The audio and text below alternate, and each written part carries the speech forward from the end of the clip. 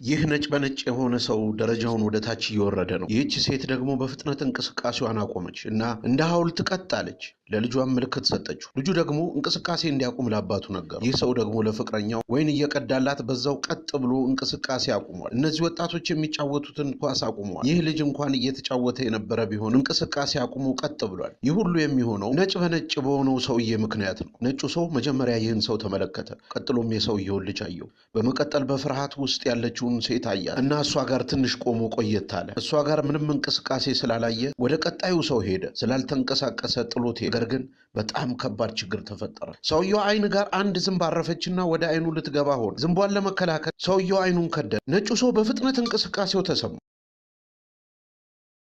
ነጩ ሰው በንዴት ወደ ሰውየው ሄደ፣ አንቆ ገደለው። ይህ ሴቷን ረበሻትና ልጇንና ባሏን ይዛ ሮጠች። ይህን ሲያዩ ሁሉም መሮጥና መንቀሳቀስ ጀመሩ።